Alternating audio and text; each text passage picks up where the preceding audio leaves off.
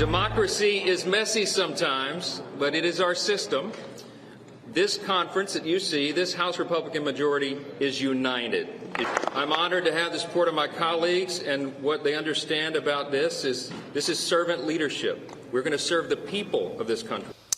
Today, the House is scheduled to vote yet again for House Speaker after Republicans nominated Louisiana Congressman Mike Johnson late last night. So will the fourth time be the charm? That's a great question, Todd. Texas Congressman Ronnie Jackson will cast his vote today at noon, and he joins us now, a congressman. So over the course of a day, Republicans selected Tom Emmer, then he drops out. Now Mike Johnson, but he is 89 votes short on that secret ballot. So does he have your vote, and what's his path forward?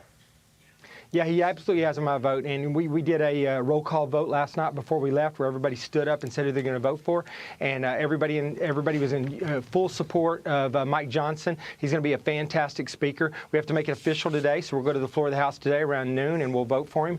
I've been saying for a long time, I regret that we've been at this for 3 weeks, but the hope was that we would be able to make lemonade out of lemons, and I think we just did that. Mike Johnson is going to be an absolutely fantastic speaker, and I'm super excited that he's going to represent our conference.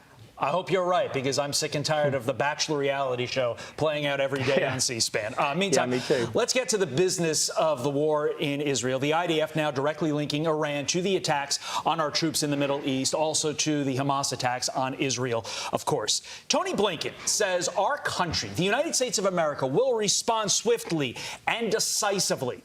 But, Congressman, have you seen anything so far from this administration that reeks of swiftness or decisiveness?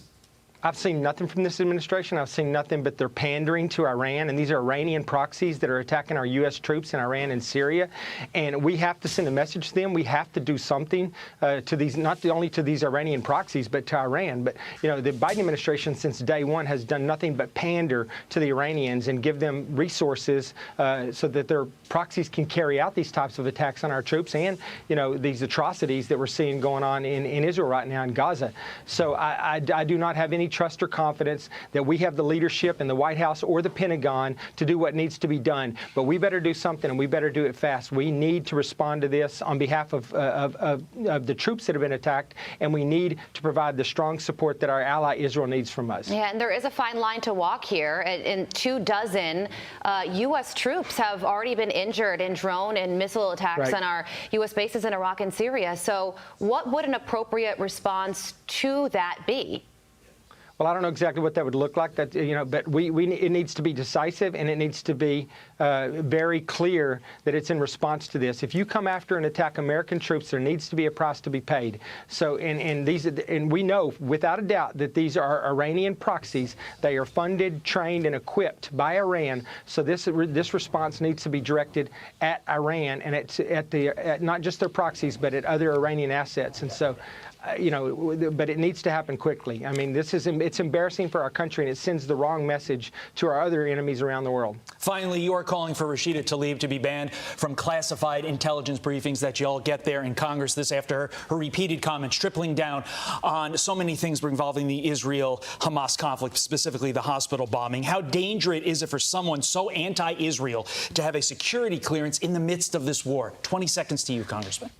Well, look, she's incredibly dangerous. She's out there spreading misinformation that is going to get people killed. It may, in fact, have already got people killed. We don't know. We had a leader of a synagogue in Detroit that was stabbed to death. It could be related to this. We don't know that for sure, but odds are that it was. And so this is dangerous rhetoric from someone who's in Congress, and we need to stop this. We need to stop it immediately. She needs to be held accountable, and Democrats need to call her out. Authorities in Detroit saying the synagogue attack was not related, but again, all the details are not yet out. Yeah. Congressman Ronnie Jackson, we appreciate your time and insight. Thank you, sir. With that, Fox and Friends right now.